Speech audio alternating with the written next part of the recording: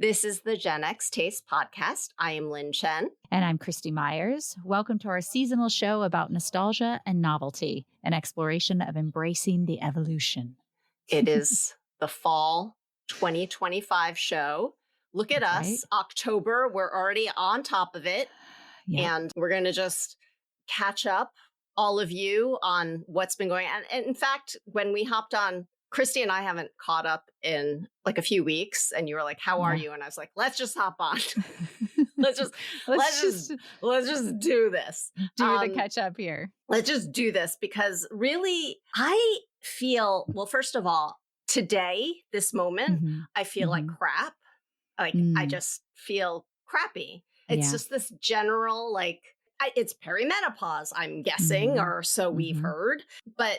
It just is like, it just comes and goes as it pleases. Sometimes it comes like with worse symptoms than others. Do you feel like crap, like emotionally or physically or both? Both. And it's like both. Different levels. Great. It's like the days that I don't have anything are like miracles. They're so few and far between. Like I've already given up on like having sleep like all through the night. Like that was gone like more than almost a year and a half. Like I've given up on that. But it's like this malaise. It's like feeling like you have the flu, but you know it's not the flu because it sits in your body different. It's limbs hurting, but not like what it is it's so like it feels so minor, but because it's so often and just like hits you like a ton of bricks, or me like a ton of bricks, I should say, I feel cuckoo. I feel cuckoo. And like I will be in the car just having a good day, and then suddenly I'm like not having a good day. And my theory is, because I've been talking to a lot of people about this, I feel like the only people who feel as bad as I do, or like as complainy as I do, are strangers on the internet, like Reddit users and like people who respond to like all these menopause studies. Like I feel like of all my friends, when I talk to them, they're like, I'm not sleeping. But like, I think my philosophy on this is that all my friends have lives. They have children. They have jobs. They have responsibilities. I'm unemployed. You know, I'm like, I'm just here. Like all I got to do really is like walk the dog. So I feel like it's magnified more. So probably you're focused. This is my on theory. It more. Yeah, you're focused on it. I'm like, how can we discussed my love for video games. How can I play this video game to relax if my eyes are burning? So I'm feeling extra whiny, and I hate myself for it. But at the same time, I'm like, isn't this normal? But then when I talk to people, I'm like, no, it actually doesn't feel like it's normal. It feels like I have a bigger problem than other people. But then I go online and I am justified, and I listen to these perimenopausal doctors and they justify me. So I don't know what to believe. I'm breaking into a hot flash as we speak. Oh my God. You need one of those hand fans. I just got one and they're awesome. I have too many tools. Carry around. I have so many tools. How am I supposed to go anywhere without my giant toolbox? There's so many different little potions and lotions and things there that needs to be like a perimenopause menopause tool belt. Like we need like a cool tool belt where we can stick all the things. If I have my tool belt, I'm pretty good. You know, but it's not. Tool belts aren't cute. Tool belts aren't cute to walk around with. And in fact, this was going to be like my potluck, but I have a different potluck for us. I've discovered this new technique. It might not work for you because you're a mom and you need to have these things on you. But you know how like most women or people who carry purses, most purse carriers have like pouches for different things, you know, like I was employing this method for many years, and it would drive me nuts because purses come in different sizes. I'd go to an event. I'd be like, I don't need a whole thing of Band-Aids, like taking up all this space. I don't need this. But then I'll be somewhere and I'll like start wheezing and I'll be like, I need my freaking inhaler. What I found was if I dump everything into one place, so I have like this little box, this little wooden chest that Abe actually made in shop class that was just sitting there empty. And I dump everything, no pouches. No pouches. Everything's in there. We got like sanitizer. We got like, it used to be tampons, but no more tampons. We got like all the emergency things, right? Little nail clippers, a little bobby pin, who knows, a hair tie, like lip gloss, but different colors of lip gloss, SPF for the body, SPF for the face, SPF spray, like all this crap, right?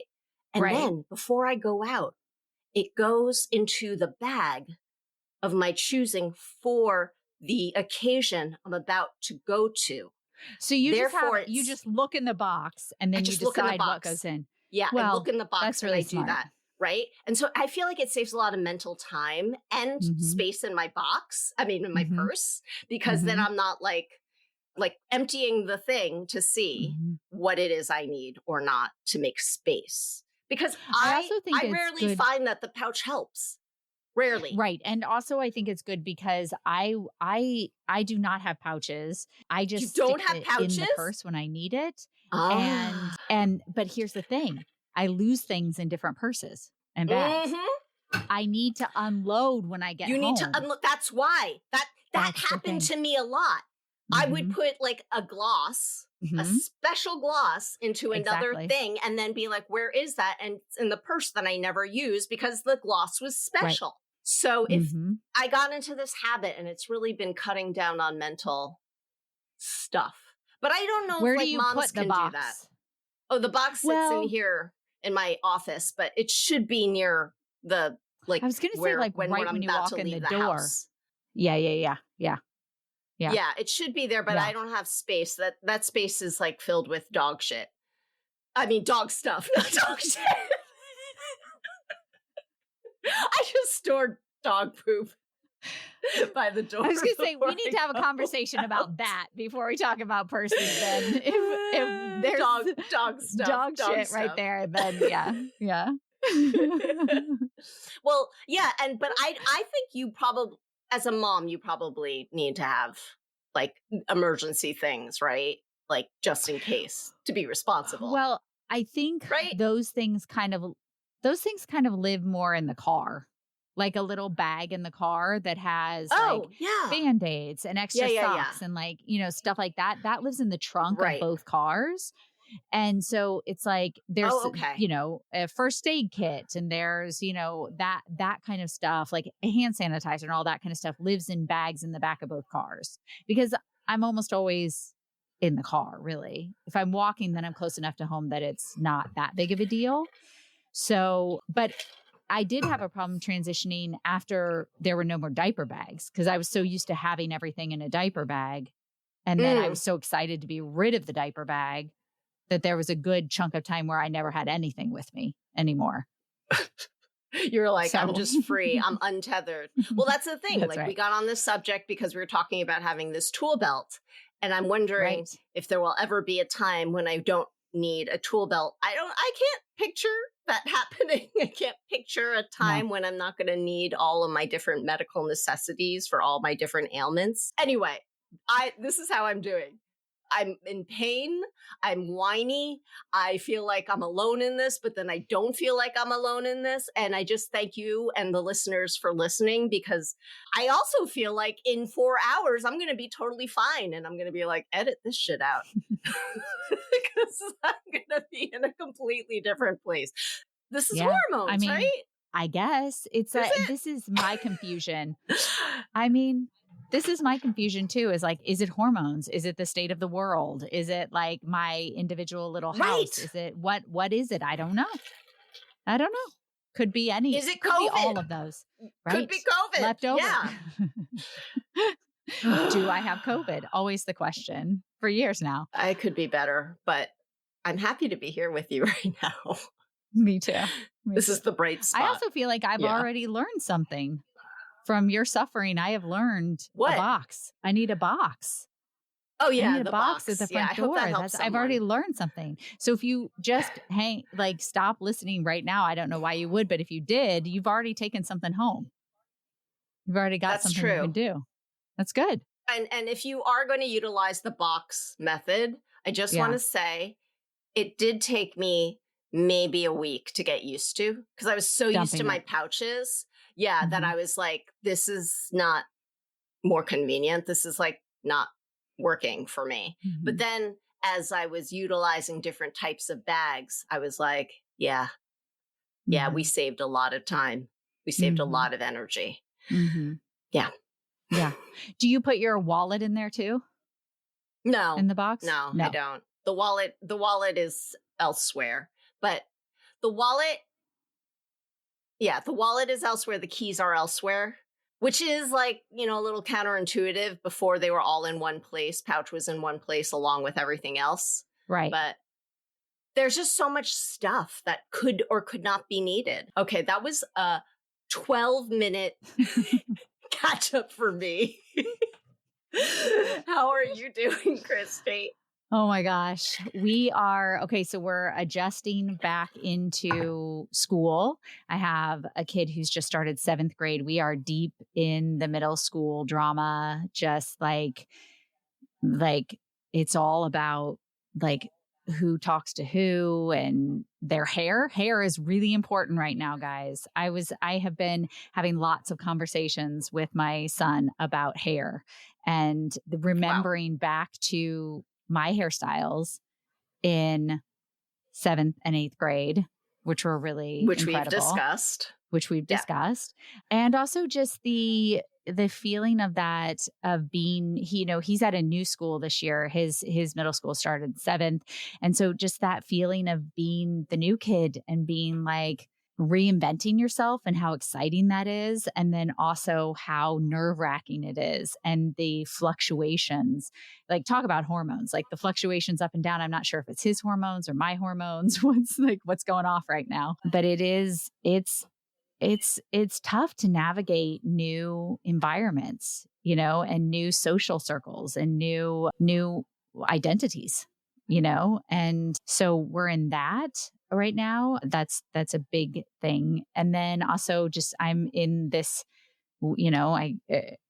it's cliche to say, but very definitely in this sandwich generation. I'm taking care of my mom right now. She's moving out into an assisted living in November. So, yeah, so it's big, and it is long time coming too. And it's daunting. It's daunting for me, so I can imagine how daunting it is for her.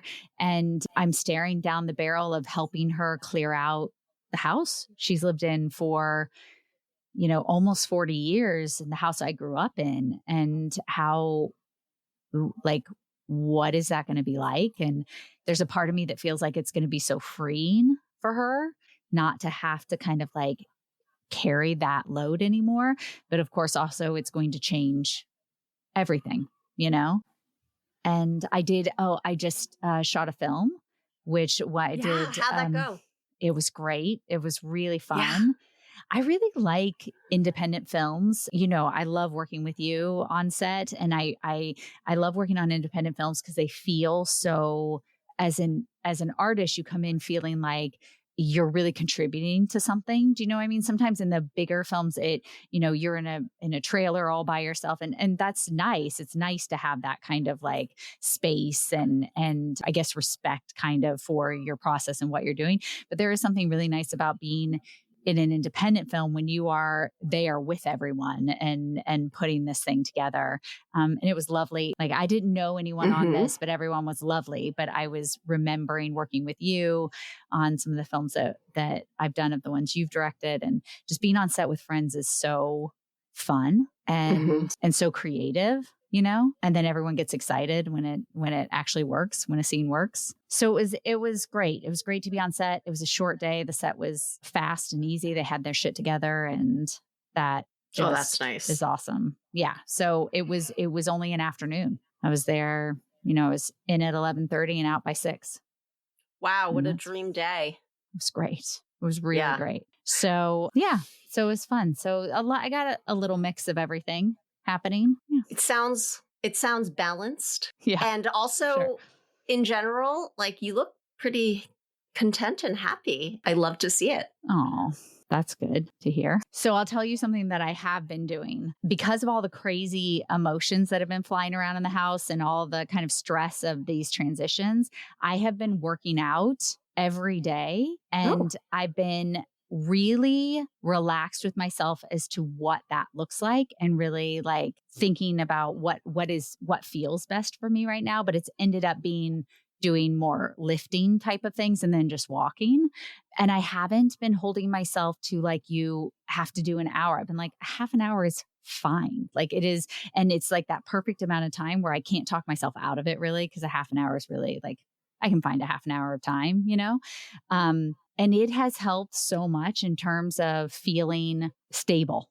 Mm-hmm. And it's not something I get up wanting to do. Do you know what I mean? Like how sometimes like you're like, oh yeah, I really want to do this, but it has felt like something I need to do. And that has it's really helped. When do you do it? So I try to do it. I've been trying to do it first thing in the morning. I drop off the kids. I come home. I'm already like put my clothes on. So when I drop them off, I'm in my clothes. I come home. I just walk straight out into the backyard and do a half an hour. And I just like, I walk through my house and I think, oh, I've got to do this. I've got to do that. And I just say to myself, if you just do this for a half an hour, it's done for the whole day. And you've got the whole rest of the day to do everything that you need to do. So I just go out, I do a half an hour. And then later in the day, I try to find some time to just walk, you know? Give me an example of what you might do. Okay. So I've been really into somebody telling me what to do. So we have the Peloton app. So I've just been doing on the Peloton app, there's like the strength programs and they just do like 4-day or 5-day. And so like this past week I did a 5-day. So every day it's a half an hour. They've already worked out what you should be doing during that half an hour. I just listen to it. I just do it. And on some days I'm feeling like, oh, I'm lifting really heavy. And some days I'm like, at least I'm here, you know? And so I just do that. And then it's done after half an hour. And then I just go back in and that's it. And it's great. But there's also another friend of mine uses Madeline Moves, which is like Madeline Moves. Yeah. Okay. And it's an app and it's not expensive. I think it's like $12 or something like that a month. And hers is different. Like Peloton, it's actually a video and they do the workout with you. Hers is like, it has videos of how to do the moves, but it's self-paced. Like for Jeff, he wants that. But me, I just want somebody to like be on the video with me. Because otherwise I'm going to take 45 minutes to an hour to do it. Does that make sense? Right. So that's what I use. But there's, just depending on what you like, you can, pick one of those things. But it has helped me so much and it helps me sleep. I sleep better. Well, that's a rousing endorsement. I know. That's great. Which I need. Yeah. You do find that if you didn't get around to it in the morning, you want to do it at night? I don't ever want to do it at night. Never. I never want to do it at night. But I will do it in the afternoon if I haven't done it in the morning. Got it. So, okay. But I'm not a nighttime workout person. I really just like, I don't want to have anything to do with it. I'll walk at night, but I won't work out at night for me. Okay. We're having some technical difficulties, so I can't remember where we got cut out, but I think we should just dive right into the topic. Well, let's just dive into the topic. I'm very unoriginal. We are recording this in October, beginning of October, and I realized last year when we started doing this podcast, I did a solo episode, so I didn't discuss Halloween. So I thought, let's talk Halloween. And great. I thought I could get specific, but then I was like, nah, let's just tell me about Halloween of your youth, because and how Halloween is in your life today, because I would imagine it's very different with children rather than being the child yourself. So tell me. Let's see. Okay. When I was a kid, my brother and I were 11 months apart. So for a long time, we did matching costumes. right? Or like coordinating costumes. My mom would do, I remember my mom made us clowns one year, and he was a red clown and I was a yellow clown. And then we got older and we had different costumes. I don't remember my mom, obviously my mom and dad came out trick-or-treating with us, but I don't remember that until we were older. I do remember one costume. My mom's very creative, especially when it came to like crafty stuff like that. I was a bumblebee. Oh, cool. And so I wore like a black unitard and a pair of tap shoes with a yellow and black stripes. Like she cut a shirt and made the shirt. And then she like pinned balloons to my back. Oh, wow. This is before the blind melon bumblebee also. Like way before. You know what I'm talking about? No, what's the blind melon? What's that? Do you remember the song by Blind Melon where there's a bumblebee girl in it and she's like tap dancing? Like, you don't remember this? It's like a 90s thing. And the song's like, all I can say is that my life is pretty plain. Something like that. I know that song. I didn't know the bumblebee. Yeah, there's like a, maybe she's not tap dancing, but I feel like she's tap dancing. I feel like this girl is tap dancing. Okay. Sorry. Maybe he saw me as a young kid. Yeah. Maybe. Yeah. Probably maybe. Not. So yeah, I remember that costume. I just remember it being, like, it was just, I think pretty quintessential, like run from house to house, collect candy. What time of day? So. And to be clear, this is in Indiana.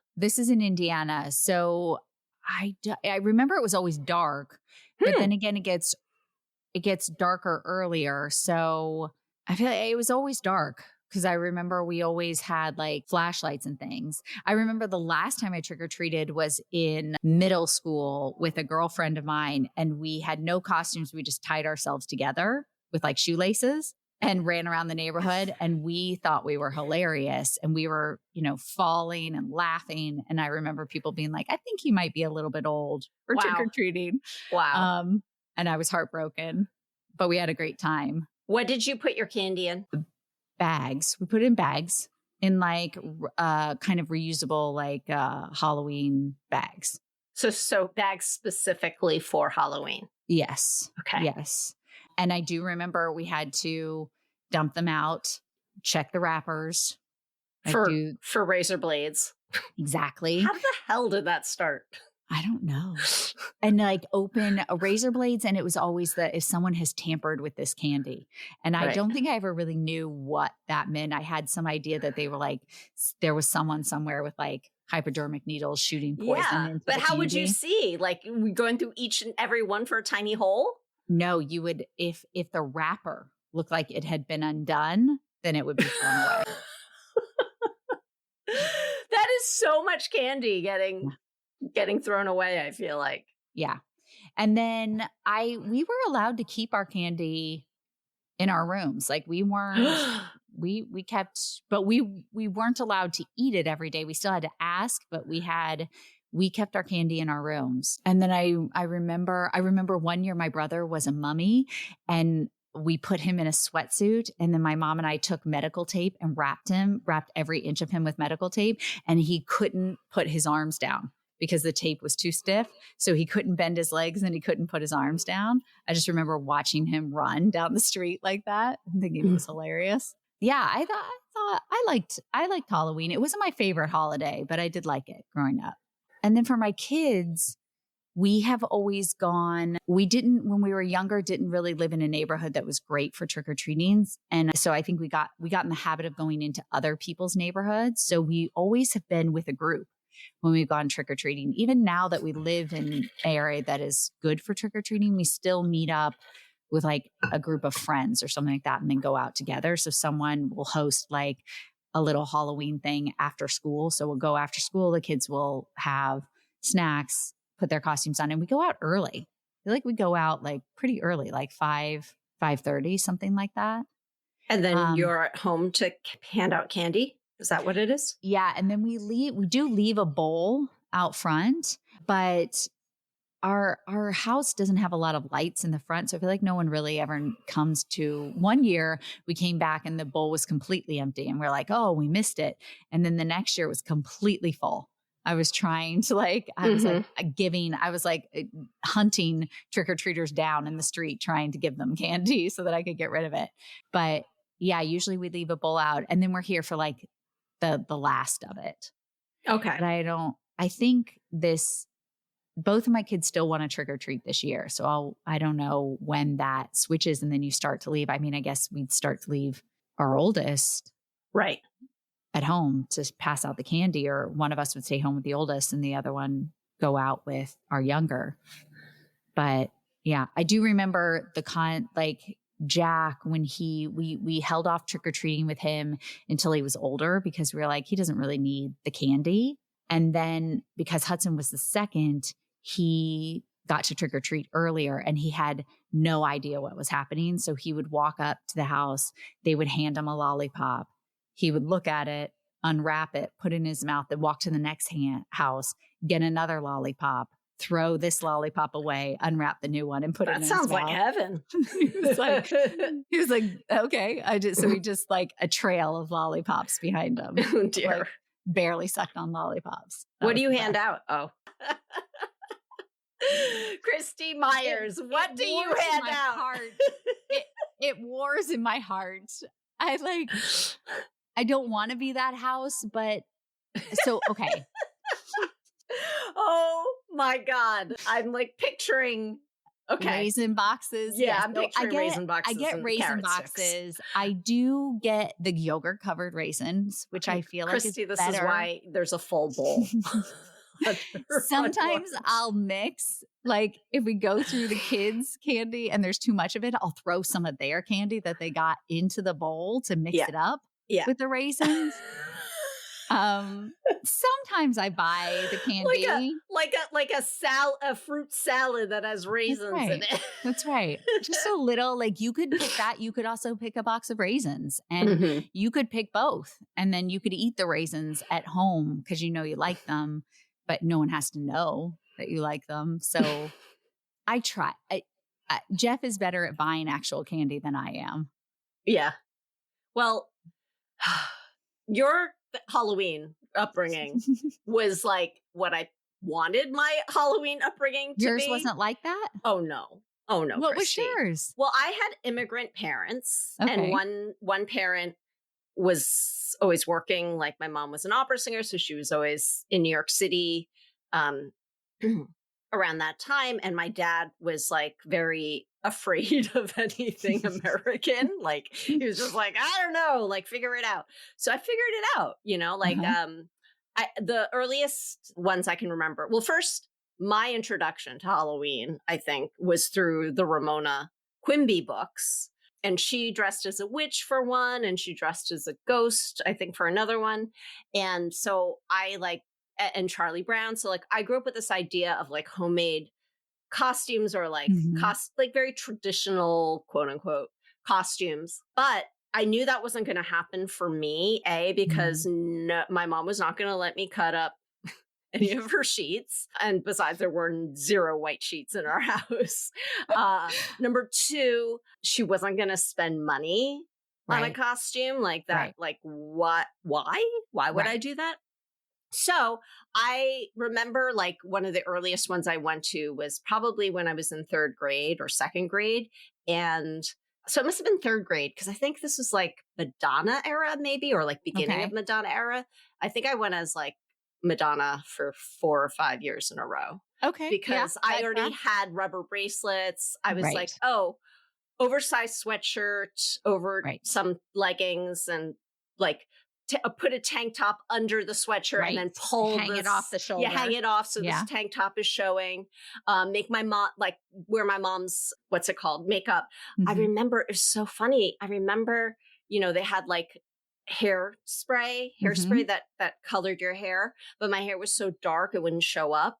And I felt so sad about that. This is like such a very Gen X experience of a Chinese girl in a very small white town. But now it would show up very well in my balayage terre, but I would not let anything like that near my head. But so what was really sad was that my parents, I think they like I begged them to like buy candy to hand out, and they were like, well, why would we do that? You're going to go out and collect the candy for us. So did you have to give your candy up? No. I did. And here's the thing. I didn't know any better. It's just like, this is the way of the world, like I didn't know any better. I didn't know that that's not what happens. So what I would do was I would like hoard the candy that I liked and eat this is probably where my eating disorder started. My binge eating disorder started because I was like, gotta get it in like while I can before like my mom like sees that there's more candy, like gotta get it into my body, into my system ASAP, so that when I'm at home giving it away, I'm not like cursing under my breath.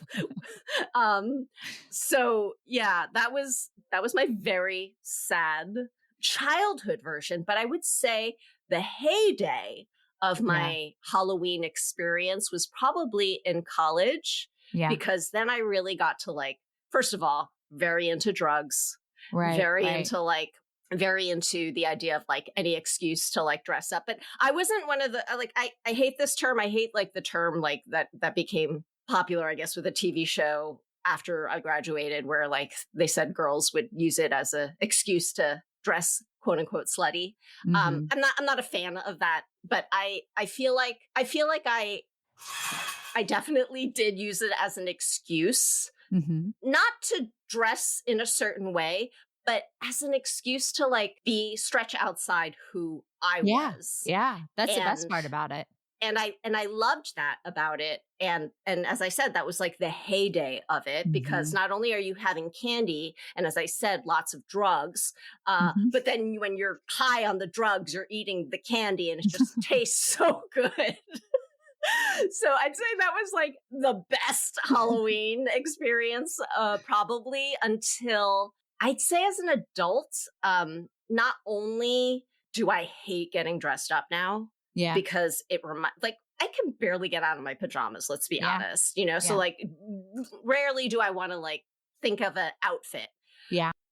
But I do live in a neighborhood where everyone goes to. And over the years since the pandemic, it has gotten ridiculous. Has it really? Yeah. Well, when we first moved here 20 years ago, I used to hand out candy. I used to like, like have plenty of kids to hand out candy to. But then somewhere around the pandemic, the kids stopped coming to my area. And then they crossed south where all the mansions are. And it has become like, when I walk down each street, I'm like, I feel like I'm at like in like Main Street Disneyland or something, because there's just so many people. Right. And I hear that these houses like spend thousands of dollars on candy. I see celebrities with their kids, and like, it's just such a spectacle. It's a lot of fun, but also like a bit like, oh boy, So now it's almost sort of like a thing. First of all, the like handful of people that come to our house, my dog is not happy about that situation. So we actually tend to leave the house. And we used to leave bowls, but then very quickly, like that became clear, like that was only going to one child. One person. One person. So we just had to, unfortunately, not do that. So we just sort of like use it as a night to be out with our dog and see the neighborhood. We're not invited to many parties, but honestly, even if we were, like, we've had a few work parties or like larger parties to attend. And honestly, I'm like, oh my God, like, I really, actually, now that I'm thinking about it, oh crap, I think we have one this year. But here's the thing. Yeah. I have a costume saved that I was like, I'm not getting rid of this, because I know there's going to be another one at some point. I have to dig it out. What is it? Well, it is It is Scarlett Johansson and Bill Murray in Lost in Translation. So I have Scarlett Johansson's pink wig. Okay. For the karaoke scene. Yeah. And Abe has the orange camo shirt he wears inside out. Okay. In it. And you would think like it's so obscure, but we went to a Boy Genius concert at the Hollywood Bowl. That's where we first wore it like 2 or 3 years ago. And there were like 4 other Lost in Translation couples. Wow. Yeah. Who are among your people. Yeah, exactly. So that's so funny because right after high school or right after college, this was right around when we were just meeting and getting to know each other. I worked for, as a kids party entertainer. That's right. So I would go to kids parties and dress up as like princesses or, whatever character was super popular at the time. And so every weekend I was dressing up. It was like every weekend was Halloween. Right. And particularly around Halloween, you would do just so many Halloween parties where people would host these big parties and you get dressed up that I feel like I've dressed up enough forever. Right. Yeah. But my husband really likes to dress up, like always wants to do like family costumes or always wants to dress up when we go out and things. And I feel bad, but I just don't have any interest in doing that. And so it's always like this thing where he's like, what are we going to be? And I'm kind of like, oh, I don't know. And so last minute we end up throwing something together. So it always looks very thrown together and obscure. I feel bad for the kids that they've never seen us like actually dress up, but I'm like, I can't do it. One year we were Disney tourists. Oh, so we funny. wore like our Disney shirts and our Disney ears and things I love that. I could do that. I could totally do that with my pink wig. Yes. I could be Scarlett Johansson in Lost in Translation as a Disney tourist. You can borrow my ears. They're sparkling. I have plenty. Oh, you're fine. This is me going on and on. I don't like to dress up, and yet I have like 3 pairs of mini ears. Oh, I'm checking the time. We should move on to our potluck. We want to explain what the potluck is. Yes. Okay. So let me explain to you. So the potluck is where we share a discovery that we're excited about lately. So I'm going to start us off. I don't know if this is excitement. You guys, I feel like I'm like the person in this that kind of brings it down, but here's the deal. I'm hoping that maybe my experience with my mom is going to help other people. So, okay, I didn't get this from my mom. I got this from my sister-in-law, and it's a book. And it's called I'm Dead, Wow. Now What? It's a beautiful book. It's a beautiful book. And it's like, it has dividers in it. And there are pages that you actually write in the book. Now, there's lots of people have these. This just happens to be the one that she sent me. And I kind of love the fact that it's a little bit tongue in cheek and like, this is let's get down to business kind of thing. But it has a tab for personal, a tab for medical, a tab for key contacts, a tab for like at the time of my passing, my dependents, my important documents. And it's basically, there are several different tabs, and it's basically where you would sit down for yourself. I mean, you're technically supposed to do it for yourself, but you sit down and you write down all the stuff, right? Who's my accountant? Who's my doctor? Who's my, all these kinds of things.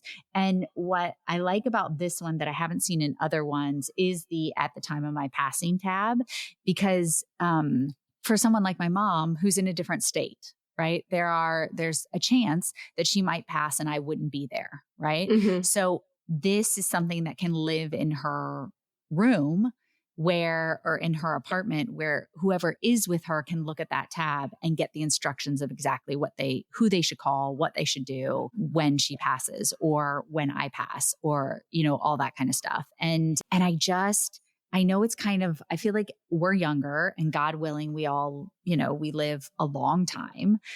So it's kind of annoying. We're going to have to buy several iterations of this book and rewrite the information. You could also just copy the idea of it and put the tabs into a 3-ring binder. Exactly. A computer file, anything. But so you don't have to waste the book or waste the paper. But the great thing about it is that it's all there and you feel like you have some idea of what's happening. And there's always going to be somebody who has to be on this side of death to figure out what to do. And the more information that you have, the better. And the person who really needs to give it is you. So like, you're the only one who says, I definitely want you to contact. Like, there are people in my life that, you know, I've been with my husband for over 20 years at this point, but there are people in my life that he might not necessarily know that I want to make sure that they know when I passed, you know, that kind of thing. So anyway, if you have, you should buy it for yourself, or do something like this for yourself, but have it for your parents as well. And where'd you get it? So she sent it to me. My sister-in-law sent it to me on Amazon. Okay. I'm dead. So now what? I'll link it. I'm dead. Now what? Okay. Again, there are several different iterations. This makes me laugh every time I look at it. But there it is. It's only $13.94 and it can be delivered like next day. So just, next week. Oh, you have to wait a little while. You're going to have to wait to die. That's right. You cannot die until this arrives and you fill it out. But just the more information is written down in one place, or at least direct, like it's like, where are my important documents? And you can write there, you know, in this particular file in the closet or whatever it is. Right. Then the person doesn't have to go through your whole life to find them. So it's, you should get them. We should all get them. I'm going to be filling this out now for everyone. Lynn, I have one for you too. Okay, great. Great. My potluck thing. Yes. Is it happier? It's much happier, but okay, good. What's funny and ironic is that it's actually not something A, that I've tried, but B, I feel like it's more for someone like you, okay. And for your family. But when I heard about it, I was like, this is so cool. So have you heard of Tin Can? No. Okay. Are you on your computer? Yes. Go to tincan.kids. Okay. First of all, it's a gorgeous site. Oh my gosh. Okay. It is basically a landline. I guess they started it for kids, and instead of needing to have like a phone jack, you can use it via Wi-Fi. And I guess and it's like, it's designed to be just like your old school phone that rings, that doesn't have all the distractions on it, even has a little cord that you can twirl while you talk. Right. And the purpose of it is so that your kids can talk to their friends who also have tin cans that they can talk to for free. And that they can feel like they have that outlet to like hang out and talk on the phone with their friends without having all of those other distractions or like needing to get them a phone. That's so cool. So anyway, I thought that was really cool and it really excited me. But then I was like, who am I going to... Did you get one? Let me see yours. I didn't get one. No, I just heard about it. And I just was so like, oh my God, that's amazing. Like if I had a child who I wanted to spend less time on their phone, or like a child who was like begging for a phone or something like that, I would be like, here you go. Or like if I was the president, what was that? The PGA? The PA? Every time the president. You add a different. I'm like the PFA, the parent person. I would be like, hey, can we all do this? Can we all agree to do this? That's actually a good idea. I mean, it just, first of all, it just looks so cool. Yeah. It's super cute. I like the idea of it for grandparents and their grandkids, maybe. Yeah. You know? I also like, so you can put in, it says approved contacts. So people who don't have the tin can phones can also call. Yeah, you can still call someone from like your regular cell phone. But that's awesome. It's basically like having a landline. I mean, you could definitely get one just like to have a landline and just use that to like make your phone calls. Like that's awesome. I know lots of people who buy like vintage phones just to like have because they like the look of them, but they're not hooked up to anything. But how cool would it be if it was able to make actual phone calls?